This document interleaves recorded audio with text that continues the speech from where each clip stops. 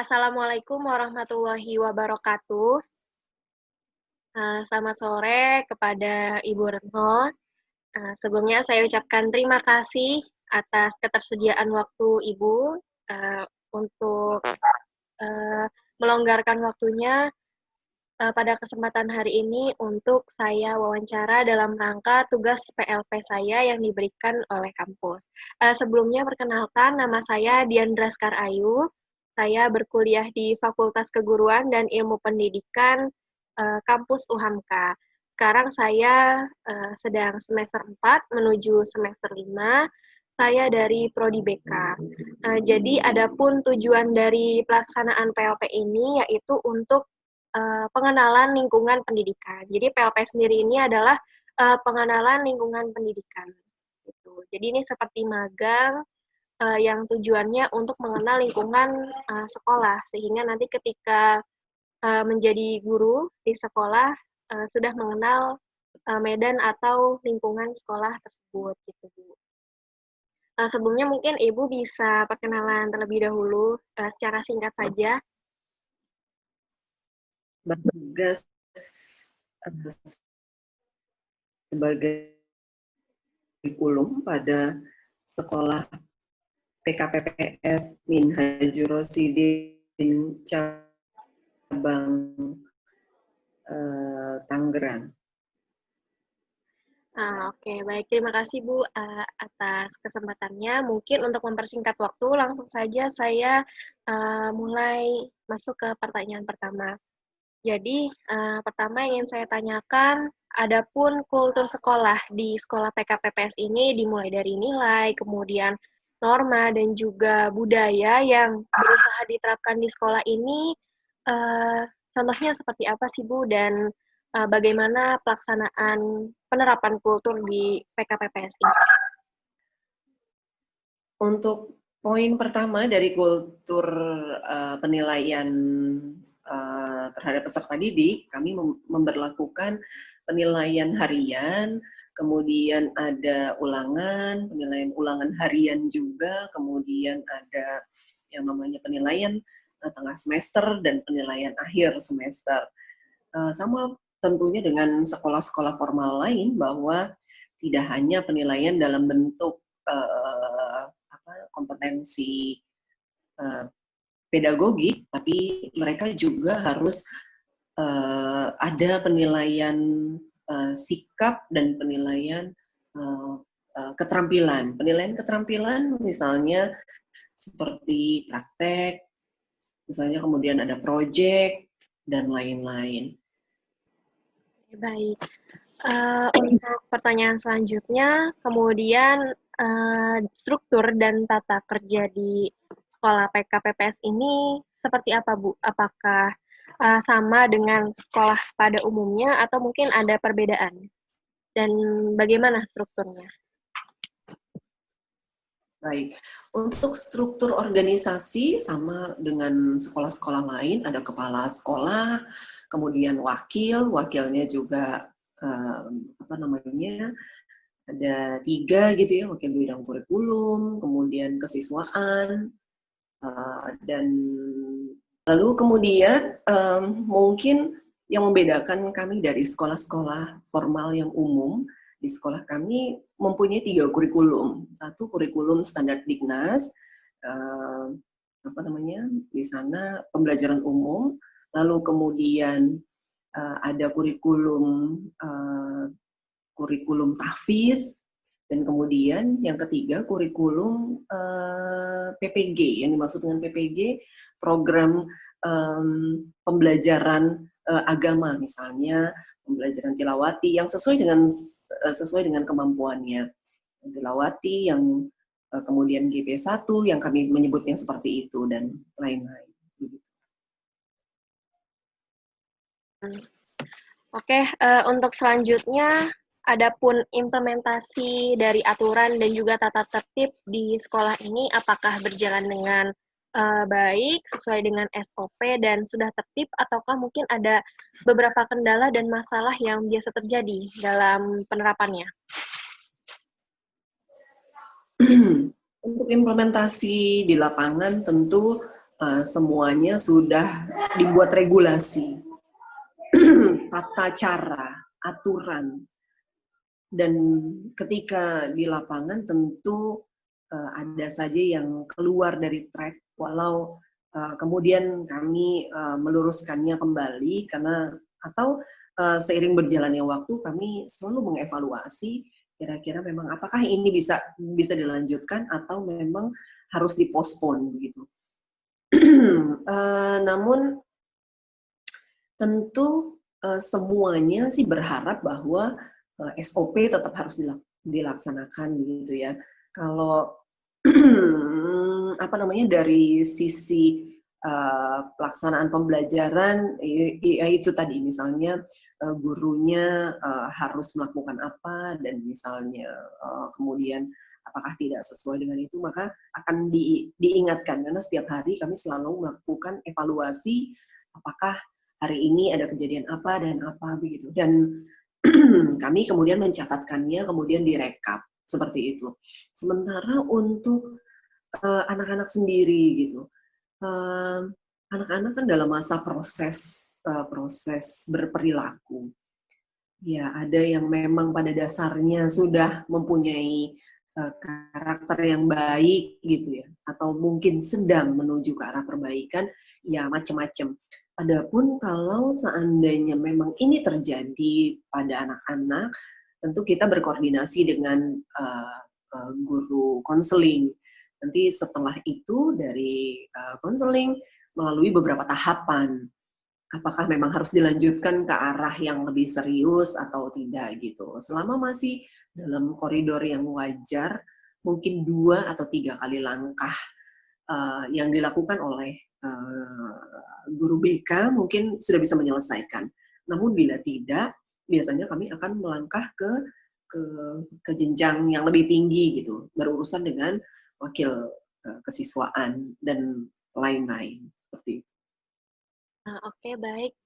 Mungkin cukup sekian pertanyaan saya pada hari ini. Terima kasih untuk Ibu Retno atas ketersediaannya dan jawaban yang telah diberikan dalam rangka memenuhi tugas saya pada hari ini.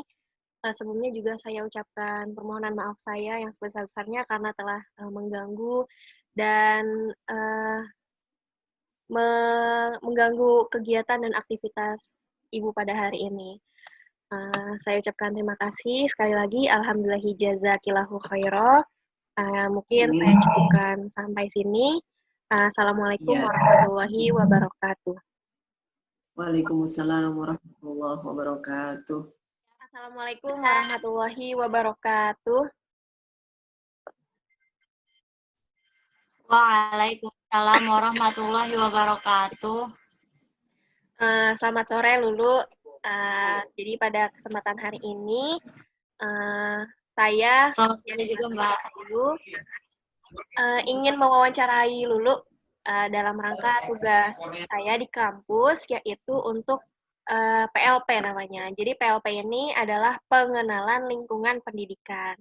Karena saya dari Fakultas Keguruan dan Ilmu Pendidikan, jadi nanti bekerjanya berkecimpung di sekolah, begitu.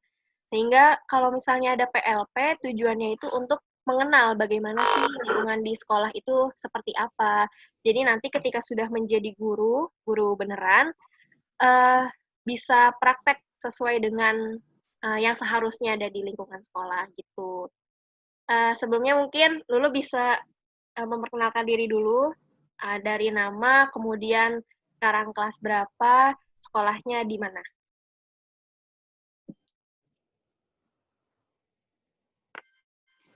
Perkenalkan, nama saya Luluhuril Ain, kelas 12, sekolah di PKPPS Minhajur Rosyidin, cabang Karangtengah. Kemudian kalau misalnya di Ya. sekolah, kan ada kegiatan belajar mengajar di kelas, terus juga ada tugas-tugas, dan juga ada ekskul juga.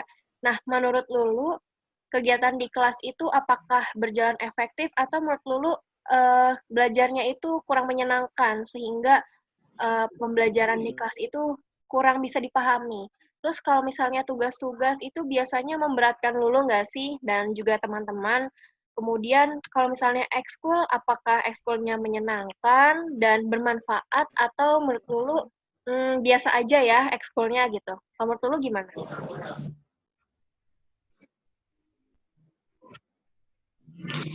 Kalau di sekolah pembelajarannya efektif, terus habis itu kita belajarnya itu moving class, jadi tergantung pelajaran yang dipelajari, terus kadang gurunya juga nggak mengekang kita buat berekspresi. Misalnya kita nggak nyaman nih di kelas yang ini, oh kita bisa pindah ke kelas yang misalnya di outdoor gitu. Terus juga suka dikasih tugas-tugas, apalagi sekarang kan aku kelas akhir ya, bentar lagi mau lulus, jadi mempersiapkan UN-nya dengan tambahan materi, terus juga ada pembelajaran mengerjakan tugas-tugas UN. Terus kalau di sana itu ada ekskul bahasanya itu ada bahasa Arab sama bahasa Inggris, terus juga ada ekskul pramuka, silat, dan panahan. Itu yang baru diterapkan. Nah, semua ekskul yang di PKPPS itu bermanfaat banget, terutama bagi aku sendiri. Aku paling suka ekskul bahasa, misalnya kayak bahasa Arab itu kita menurut aku bisa menambah wawasan dari segi ada ekskul silat untuk perlindungan diri, juga ada ekskul pramuka dan panahan. Dari banyaknya Terus ekskul, ketika ekskul biasanya dari gurunya ada, biasanya sebelum ekskul dimulai, terutama untuk ekskul bahasa dan silat, kita ada kayak evaluasi ulang dari pembelajaran sebelumnya. Jadi kalau misalnya ada yang nggak ngerti, kita bahas dulu sampai tuntas. Terus kalau misalnya sudah mengerti, baru kita lanjut ke materi yang baru gitu. terus kalau misalnya di PKPPS sendiri kan ada ya tata tertib dan aturan sekolah. Nah, menurut Lulu gimana sih teman-teman di sekolah dalam menaati aturan di sekolah? Apakah banyak yang bules atau semuanya sudah taat dan tertib? Atau mungkin dari guru-gurunya sendiri kurang tertib untuk menerapkan aturan di sekolah? Kalau menurut Lulu bagaimana?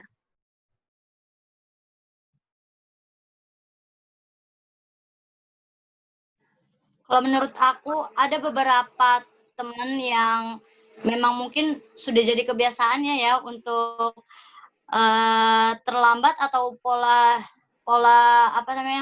tidurnya yang bermasalah.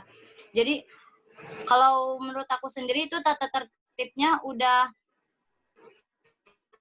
dilaksanakan dengan baik, terutama tentang masalah kehadiran. Jadi kalau benar-benar di sana itu disiplin, diajarkan untuk sesuai waktu. Misalnya kalian harus masuk kelas jam segini, ya udah.